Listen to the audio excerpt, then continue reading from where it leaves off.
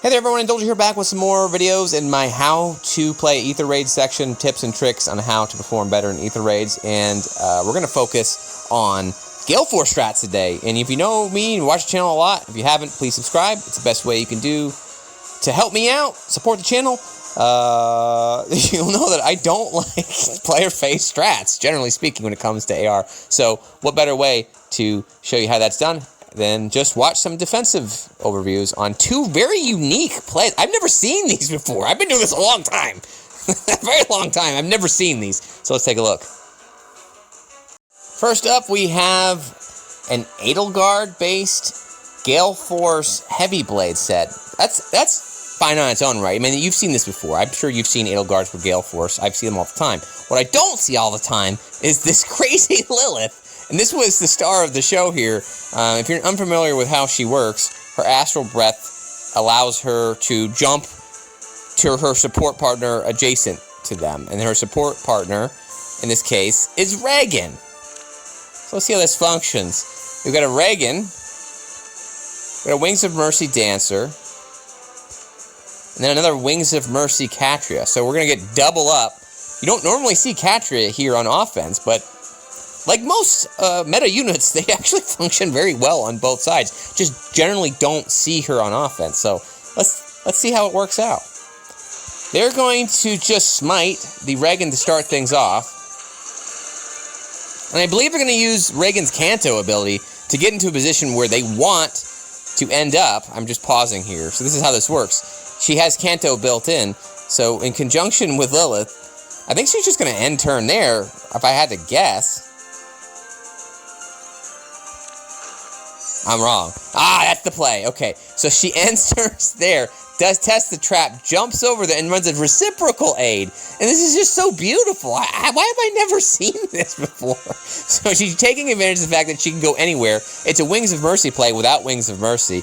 And then uses reciprocal aid with the exact HP to get 50%. So that opens up that, and that, and that. Oh, beautiful. Edel takes the space that's just ceded by the dead Elise. Sorry, Elise. Sorry you had to be dead for this video. So, there's attack number 1, attack number 2, because she's got Heavy Blade, she's got a third attack. Lilith is getting on the action here as well. This is primarily just blocking my Dancer, going after the Bernie.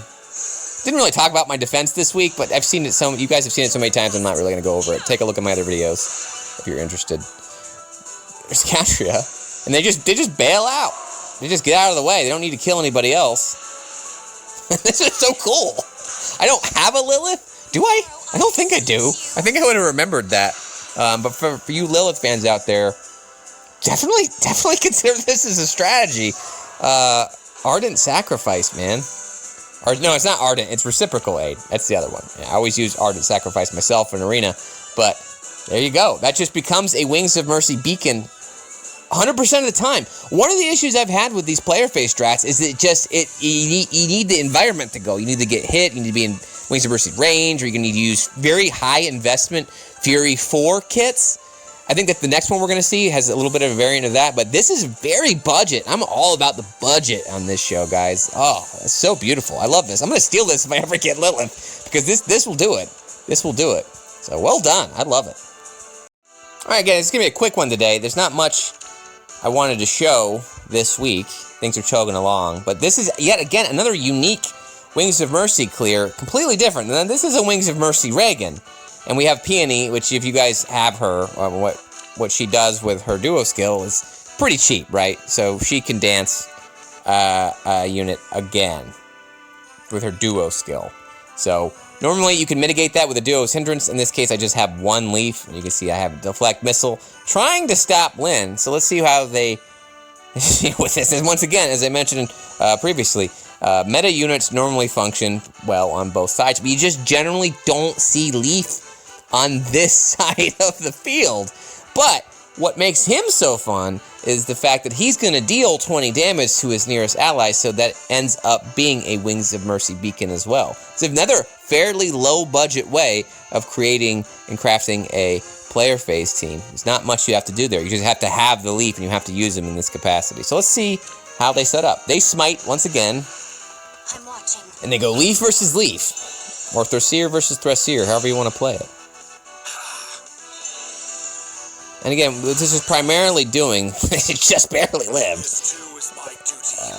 Maybe if I don't run that deflect missile, I got more oomph, he dies.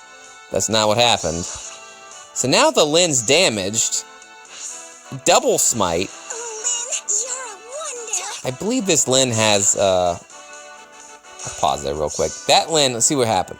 So she had a disarm trap to be able to pull that off just to test the trap, although it wasn't the actual trap. But she's also running Fury to get her in range. You see, it's just enough. So that's how they played that. They needed 20 damage and then the 6 Fury, and no matter what happens, even if she doesn't get attacked, she's in Wings of Mercy range.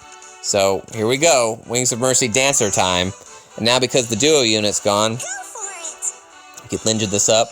Maybe you guys see this more often than I do. This is the first time I've ever seen a Leaf play. This is kind of like, there's also other strategies called Air Force and other things that basically do the same thing that this is attempting to do by basically using Fury to debuff, or not debuff, to lose some HP to get into Wings of Mercy range.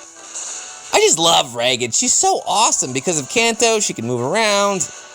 Oh. So I think this actually does a little better job of clearing the field here. Again, but you're going to need some pretty primo units. You need these seasonal units. If I ever get a chance to pick up that Dancer Peony, she is very useful. It's the one, like, sort of meta unit I don't have. And I am severely lacking on player phase. In the past, it hasn't mattered.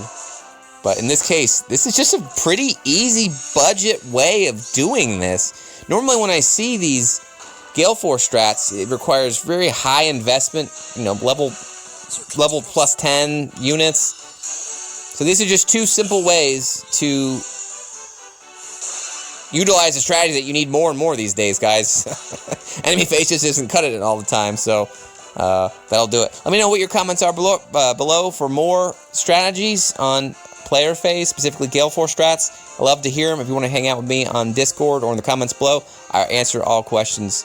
My whole job here for this series is to help you guys perform better in Aether Raids, so let me help you do that, and we'll talk and get you to tier 39, guys. Thanks for watching. We'll see you next time. Bye.